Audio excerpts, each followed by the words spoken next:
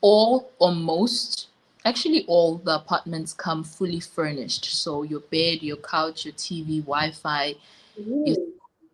machine, literally everything and anything that you can think of.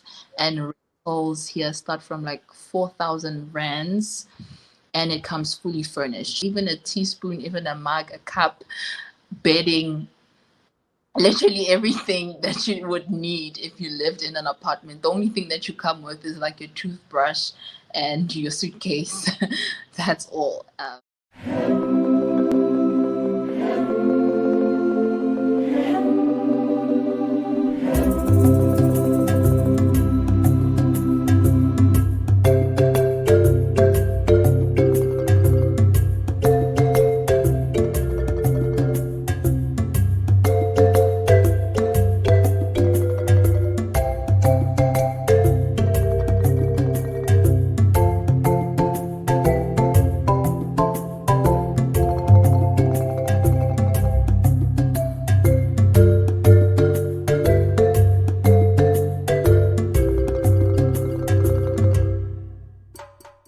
Hello, beautiful people. Welcome back to the Teachers Podcast. If you are new here, welcome to the family. And if you are a returning subscriber, thank you very much. We really love having you here with us. My name is Nowini, and of course, I am not alone. We have our beautiful teacher all the way from Vietnam. Guys, let's Yeah. hear all about Vietnam. Hello, everybody. Hello to the host. My name is Nowini Kasala, and I teach English, mathematics, and science in Vietnam. I am currently teaching grade 2 and 3 this year. Last year, I was teaching grade 3 and 4. Yeah, you'll find out more as the interview goes. Oh, nice, nice, nice. Could you please, Noini, tell us a little bit about your education background and, your home background? Where are you from? Okay, so Nowini ke ngwanyana wa Mosotho. Actually, ke Mosotho, even though my names are like Xhosa, I am from South Africa, ko Soweto, ko Mdeni, like deep Soweto, where you wouldn't even want to go. A lot of people are very dangerous there, and I must admit it is. Grew up in Soweto, not born and bred, but lived there almost all my whole life. Attended school in the area of Houghton, and then I matriculated in observatory. I then moved to Pretoria for my bachelor's and my honors. So I hold a bachelor in foundation phase education as well as an honors in learning support, and I got both of them from the University of Pretoria, and I am also a Golden Key Society member. I'm currently enrolled for my master's now in education as well, learning support. And what else? I have a TFL, I Oh, have years of teaching, and yeah, I enjoy teaching. It was actually my first choice moving into university. I always thought maybe I'd be a social worker, but teaching like called me. So it has become my passion now. Yeah. amazing girl, you're doing big things. I would say you are an academic. We always say that as teachers, we are lifelong learners, and you are living proof of that. You are actually doing the things, and you are very young. I am super proud of you. Just continue collecting those certificates, and like we always say, as lifelong learners, we always need to learn and study so that we can actually be able to educate the future generation, right? And yes, talking about Soweto, hey, so from Soweto now to Pretoria, it's just Mwanakasi in a way. I love it. I love it. I love it. But I don't know, like, what made you choose Vietnam as your teaching destination? Because we know about China, we know about South Korea, and maybe some Japan, but what stood out Mhm. about the country, Oh, Vietnam? that's actually a great question, and I think you're giving me time to reflect on it now. So, whilst I was getting my degrees and everything, teaching in South Africa, I sort of struggled to get a job, even after passing really well, getting distinctions and everything. But it was still kind of difficult to get into provincial or governmental post. So, I struggled for probably about 1 year to find a job, and then I heard that people are teaching in Korea and in Taiwan, and I was like, "Really? You can do that?" I had no clue. As you say, "Kingwanyana wako kasi." I actually didn't have that mindset, and interested in that because I had never traveled outside of the country. So I saw it as an opportunity to travel and to see new things. And whilst I was applying for China, Korea, Taiwan, the opportunity for Vietnam came up all of a sudden. And I remember, actually, this is like a long story, so you'll have to bear with me. I We have all the time, please, my dear. watching called Luca. So in these cartoons, it shows that they live in Italy, I think, and these boys wanted to win a competition so they can drive a Vespa. So this was like my favorite cartoon movie with my sister, and every time I would watch that cartoon for like almost the whole year to fall asleep. And I would pray to God and be like, can I just be in a tropical country, just in a place where it's chilled, laid back, everyone is driving bikes and just chilled without Vietnam in my head. I thought maybe that's China for me. So I kept imagining about China. And then every time the opportunity to work in China or Korea came up, I didn't have funds. I had not saved up enough money because I was working at a SGB post. I wasn't paid enough, so I couldn't save enough. And so while I was gradually saving, fixing my papers, all of a sudden a post for Vietnam came up, and I was like, Vietnam? And I just Googled where Vietnam is, and I just saw that it's a coastal country. And I'm like, okay, that's it. Yeah. I didn't further investigate how much I'm getting paid, where in Vietnam, what it looks like.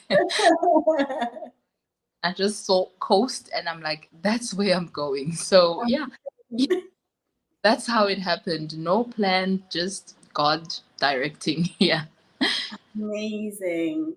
It's so beautiful how we can make our own plans, but God always directs the steps. You know, everything that happens, I like to say that the universe reveals as it should. 100%. I agree with you. Yeah. Like, you might not see the bigger picture that, oh, Nowini is dreaming of a tropical country, but in her mind, she's thinking China because everyone is going to China. But that's not your route, you know. God has another route for you. I saw a video of you the other day. You were riding a bike, and I could see that you're enjoying it, you know. And I'm just thinking to myself, I would be so scared. And it's pity pace. It's just so busy the road, and you're like you're having fun. You're like, oh, Best thing ever. It's so exhilarating. wow, yeah. So yeah, it's beautiful that most of the things that are aligned with our lives, they usually find us. You know, they Mm. usually find us. And how about the documentation? Could you please take us through the process of getting to Vietnam? Like, how is the process? Is it the same? Do you need the same documentation as China or South Korea? And how was the meet? Probably, yes, most probably. So what they're looking for, especially now, because they say the teaching laws have kind of changed for like international and public schools. So if you were to teach in an international or public school, you would need your degree, a degree in any field though. Yeah, so a BA or an actual B.Ed. And then you'd also need your TFL, 120 hours or more. You would also need your police clearance as well. So, what you will do with your degree in South Africa, you will take it to SACA for verification. And after your degree gets verified that this does belong to you, then you take it to DERCO. So, SACA can take probably about, I would say, 4 to 8 weeks. And then DERCO takes about 1 day. And then after you get it apostilled at DIRCO, then you take it to the embassy of Vietnam again in South Africa, and they put a stamp over there, a stamp to show that these are verified and these are your papers in the country. And then your TFL, you can also take it to DIRCO, but I would advise you that you take it to the High Court in Pretoria, because it will get authenticated better there. And then your police clearance, you can apply for it while you are waiting, maybe 3 weeks after applying for your SALCA, because they prefer your police clearance to be very new before you leave the country. Yeah. So if you're going to leave in September, maybe your police clearance should at least expire 4 months after September. Yeah. Yes. So that's it's SACA, DIRCO, and then the High Court for your TFL. Yeah. Oh, nice, nice. And also with Deco, I know that some people from Cape Town would have to wait longer than us people who are in Pretoria and Johannesburg, because we just get to do everything there. So Yeah. it takes 1 day if you go there physically, right? But if you send the postnet, it can take a few days. Yes, it may take a few days, maybe up to a week. If Mm-mm. Oh, it's quite I mean, yeah, becoming abroad is the process is tedious. It's a long process, right? But it does have a few, I don't know, easy processes in a way, because we have the embassy of Vietnam in South Africa. So it mm, makes it easier for us, right? 100%. Also, And if you have people that have already been through that process, it makes it easier. For me, it was difficult because I felt like alone. A lot of people I knew that were in China, so they also didn't understand Vietnam. So I was running around in circles until after I did it, and I was like, oh, Saka, Durko, High Court, done. It's so so what people need to do is to actually just take it one step at a time, yeah, yeah, yes. just one document at a time. Do not over stress, do not overthink, just start with degree, SACA, and then police clearance, and then together deco, and just like that. Amazing. And how was your move to Vietnam? How was the feeling? How was the whole moving? What to pack? I'm moving to a new country.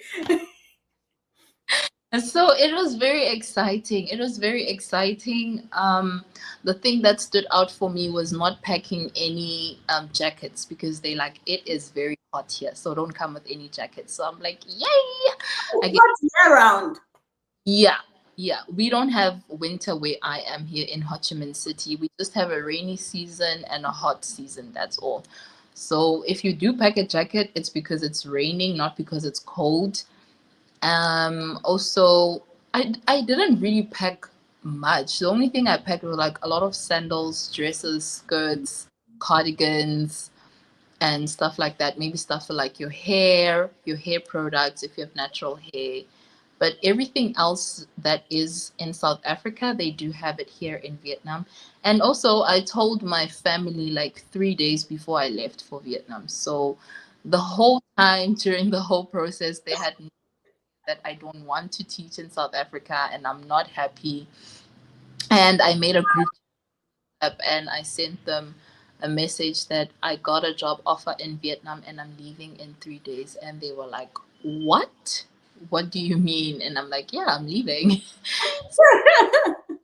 But to my apartment and you guys need to escort me to the airport. So yeah, it was very sudden, but it was a good sudden. It was really nice. It felt like answered prayers. It felt like this is happening for a reason. It felt really good to be outside of South Africa, to see different people, a different way of living. And yeah, it was inspiring, but also very emotional because leaving your family for the first time for such a long time as well. It's kind of eye opening that, oh my word, I'm actually going to be alone. Physically, I'm going to go through this alone. Yeah. Yeah, true. Girl, Vietnam sounds like a dream. It sounds like a dream. I don't know. I just feel like packing my bags and coming to Vietnam. But Uh, before I pack my bags, I need your heart right now yeah. because one thing about me, I need to cut my tongue. 3 days. I told my family the day I applied. No, no, no, no. The day I did my TESOLs. No, actually, the day I just found out about Korea because my tongue.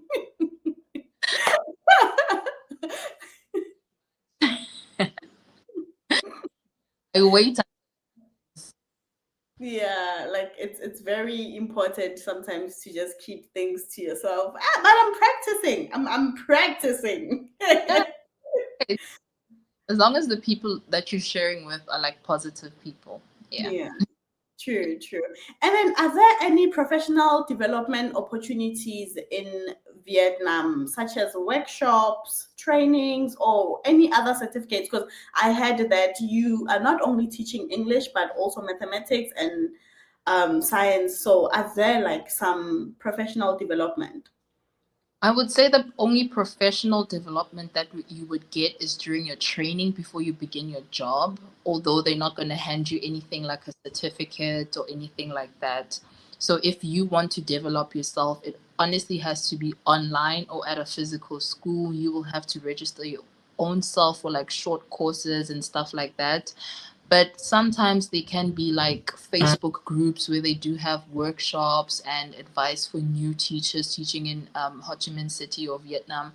But again, these are just social settings. They don't give you an actual certificate. So while there is support, but it's not certified, and it's more of like in a relaxed environment where people speak about their real life experiences and stuff like that. So yeah, I would say it would be easier for you to maybe have time to go through short courses, maybe that are free on Udemy or maybe on Google pertaining to teaching, or maybe get your CELTA certificates and stuff like that just to develop yourself. But otherwise, from our company where I work, only have a workshop like in August before we start teaching in September. And it's not a workshop where we get a certificate, it's just for us to develop as teachers and stuff like that. Yeah.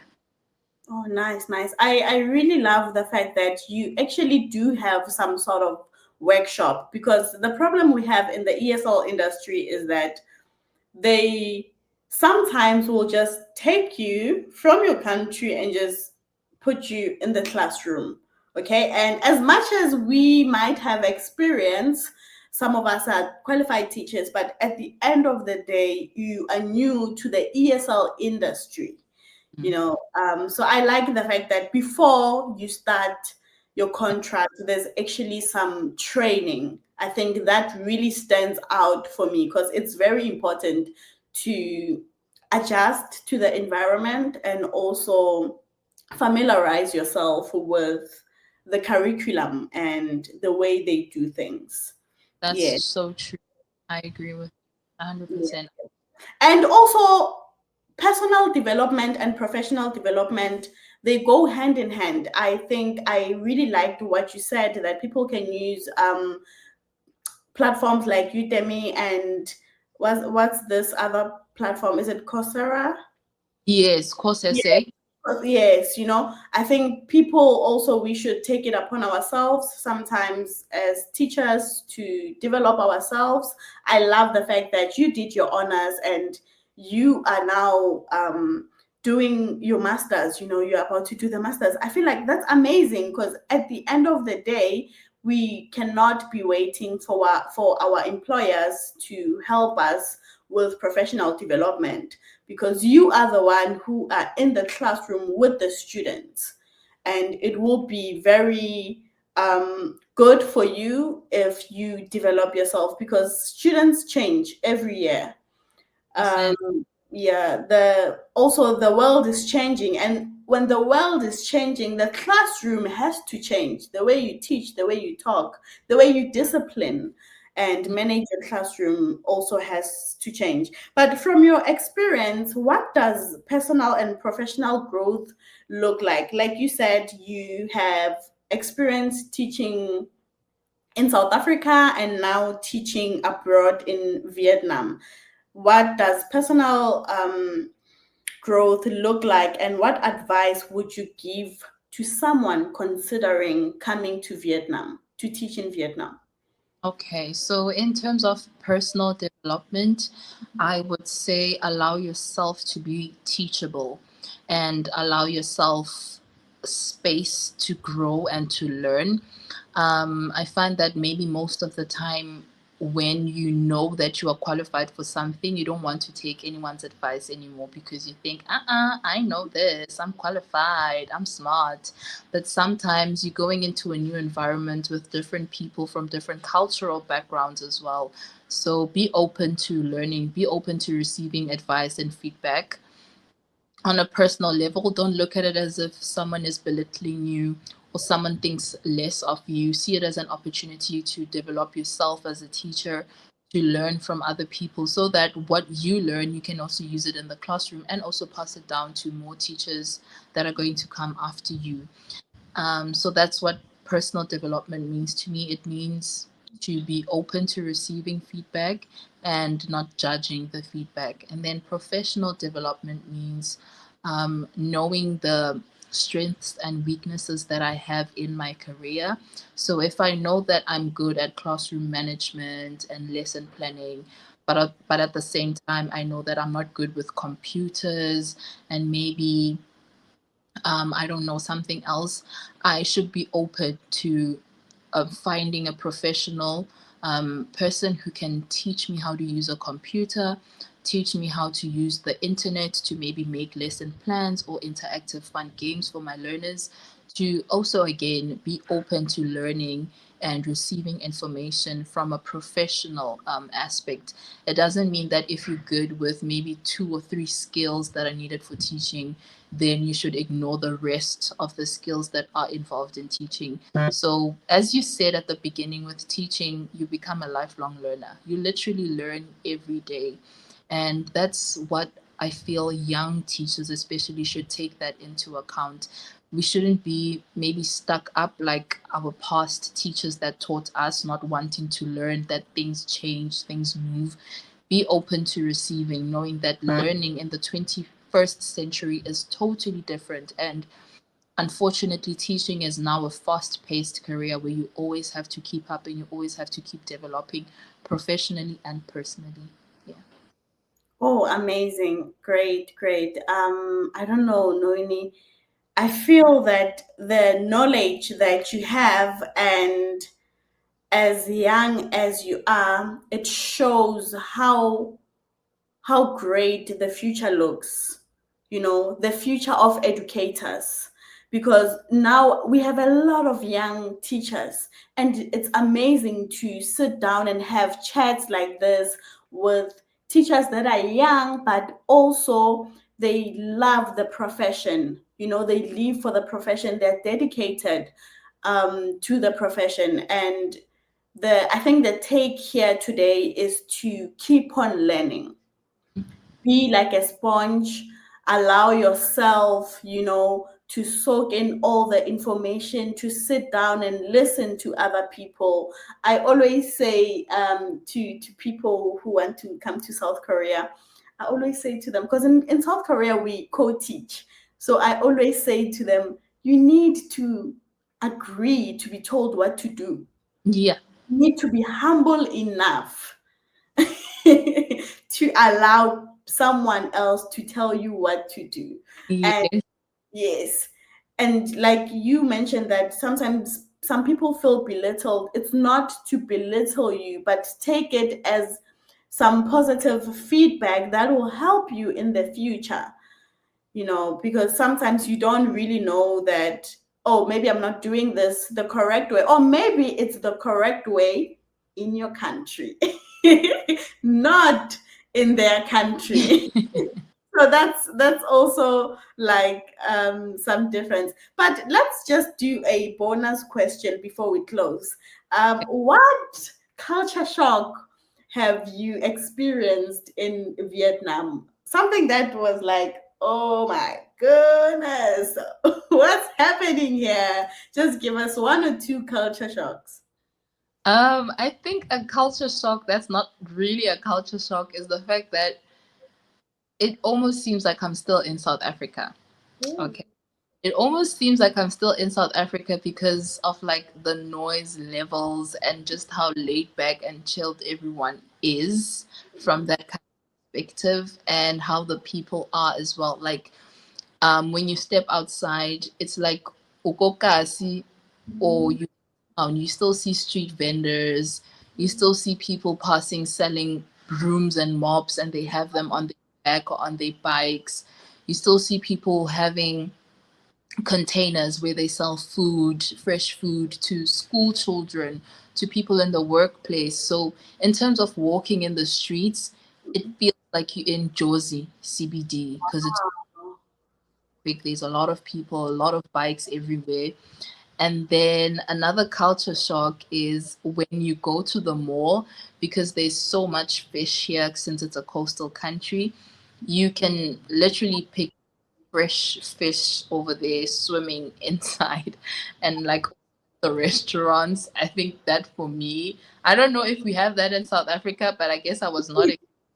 You actually go look at the fish and say, I want this, and then they for you. While it's like alive and you choose it and it's swimming. I didn't know that happens here. It's everywhere. And it feels for me like it's a mini aquarium because I just go in and say, can I see fish? Fish? And I'm like, can I see the crab? And they're like, do you want to buy? And I'm like, no, I just came to see. Yeah. And another culture shock as well is the people here are so accepting, so inviting, so friendly, so kind. It almost feels like home because the amount of support that you receive from these people is it blows my mind all the time. Like all the places where I've stayed, my landlords are always so kind, so special, literally so sweet, just like my parents. And oh, this is the fourth culture shock. All or most, actually all the apartments come fully furnished. So your bed, your couch, your TV, Wi-Fi, your Ooh. machine, literally everything and anything that you can think of. And rentals here start from like 4,000 rands, and it comes fully furnished. So I think that's also culture shock because in South Africa for 4,000 rand, it's just the empty building, the empty apartments. You still have to buy a bed and everything like here. Yeah, you get everything, even a teaspoon, even a mug, a cup, bedding, literally everything that you would need if you lived in an apartment. The only thing that you come with is like your toothbrush and your suitcase. That's all. So yeah, those are the four culture shocks that I have. Oh, the fifth one, everything is affordable. Living here is very affordable, more affordable than back home. Eating out is not expensive here. If I don't want to cook, I can eat out and it's still not going to break my bank balance. Whereas in South Africa, if you eat out, everything is just like so expensive. But here, when you eat out, you get to choose between healthy and unhealthy food. And unhealthy food is more expensive here, whereas healthy food is very affordable. I wouldn't even say cheap. I would just say I don't want to say cheap, but it's like very affordable. So yeah, those are my five culture shocks. Yeah. I'm sold. Yeah. I'm sold. Next destination, Vietnam. I've made up my mind because what? It literally feels like a dream. Vietnam is such a wonderful country. I mean, I've had it on my list, but now I'm thinking, no, actually, why visit if I can just work there? Wow, Nowini, thank you so much. That is so beautiful and so interesting, actually, to know that one can actually have a decent life in Vietnam. A lot of people don't really talk about Vietnam, and it's so amazing to know all these wonderful things. And thank you so much for joining us today. We really love hearing such wonderful stories and talking to teachers across the world. Thank you so much for your time. I really, really appreciate it. And you're looking beautiful, by the way. Oh, your skin, girl. I see that Vietnam is really treating you well, and I love it for you. You look amazing. And yes, keep on doing great things. Please, please, please. We spoke about this. Start that channel, okay? Please. Um, your TikTok, keep on posting. You are doing so well. Just let our viewers know where to find you and how they can engage with you and on which platforms. Okay, so on Instagram, it's Nowini Kasala. On TikTok, it's just Hlulo, Hlulo with HLOLO. So just Hlulo. And on Facebook, it's Nowini Kasala. Yes. All right. Thank you so much. And you've heard it from Nowini Kasala, beautiful people. Please make sure that you engage with her content. Make sure to follow her on TikTok and also on Instagram. And thank you so much for watching till the end of the episode, guys. We really, really love having you here with us. Please also remember to like, share, and subscribe. And also do come back for another episode of the Teachers Podcast. Remember, this is The Right Space with Teacher Newo. See you in the next adventure.